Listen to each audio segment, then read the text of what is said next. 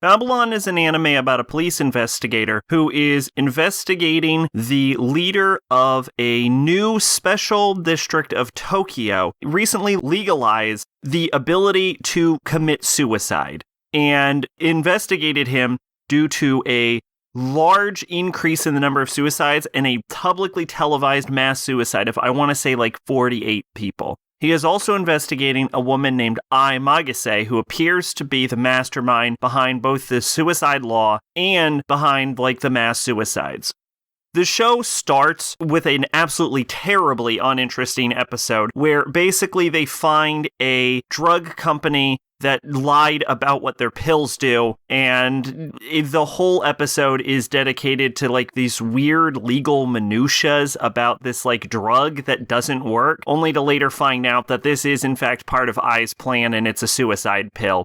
The politician who legalizes suicide is a sort of an interesting character, but he's kind of overshadowed by the existence of Ai Magase in the first place, because you find out that one of Ai Magase's abilities, which we'll get into, is the ability to basically disguise herself or change her shape or form or something. It's weird, but she's been masquerading as his wife, and so the fact that he's like so gung-ho about the suicide law and acts as a like major antagonist throughout the entire thing, you kind of get the impression that the reason he's doing this is mostly just because of Ai Magase in the first place. Like, his motivations are hard to tell in the face of the actual main antagonist of the entire show. So he's kind of interesting, he's kind of charismatic, but the show's kind of bends over backward to make Ai's plans work, so it makes him seem more interesting and more successful than he really is.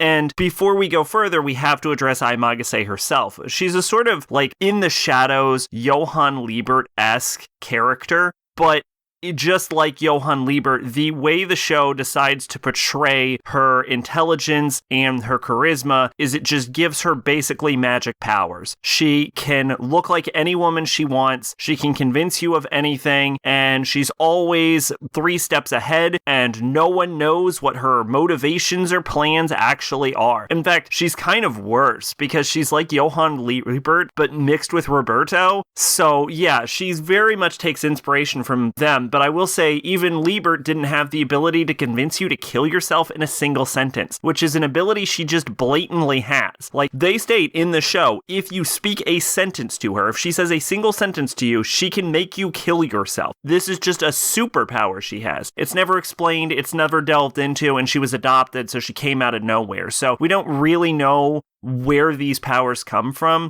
We also technically don't know her objective, but considering she sends a video at one point where she's like, I'm fucking evil, my objective is that I'm evil, I'm going with her objective is to be evil, and there is a comparison later on where they compare her to the Whore of Babylon from the Bible. So I think the show's implication is, by the way, the show pretends to know what's in the Bible, but I think the implication is that Ai Magase is basically trying to herald an apocalypse and kill literally everyone. Pure gut reaction, because the show doesn't get into the details of her motivations at all, other than what she says with her RPG analogy.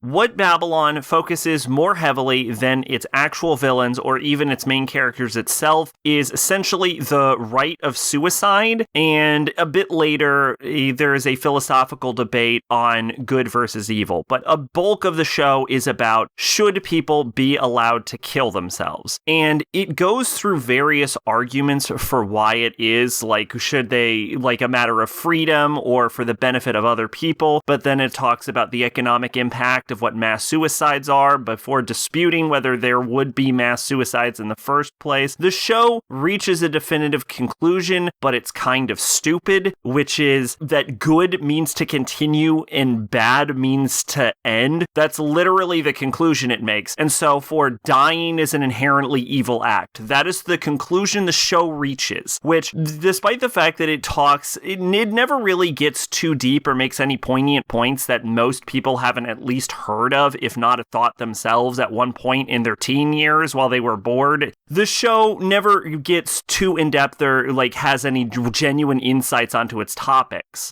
And even in that regard, the eventual conclusion that the show reaches is so fucking stupid that it makes the entire ride pointless. It also kind of crawls up its own ass at one point. Because suicide is such a heavy topic in the show, I think talking about the implications of it are all right. But when we have the world leaders of the G6 floating around in space talking about what it means to be good and evil, using fucking arguments from like 500 years ago, I think the show starts to lose its impact.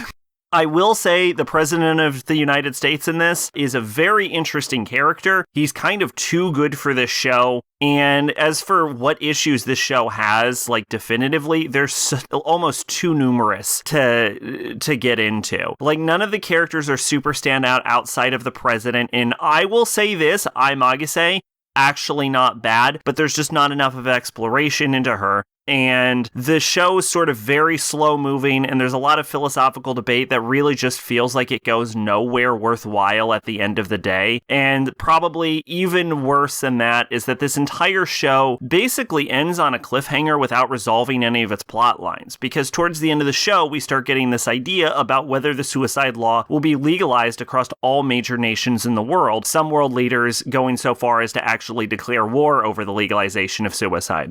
And we never find out if the law ends up going global, and it basically ends in a confrontation between the main character and I, who we know lives at the very end, because it almost looks like she's talking to the main character's son at the end, so we know she lives, but you did hear a gunshot. So it's not clear if the main character lived or what happened at that, but my assumption is at the end he kills himself because he fucked up and exchanged a sentence with Magase. Anyway, it sort of feels like the show was made by a moderately intelligent teenager that really thought they were creating high-grade art, and really they were just creating slop. Twitch and Discord in the description. I've been Sacrobolic, your envoy of hope. Bye-bye.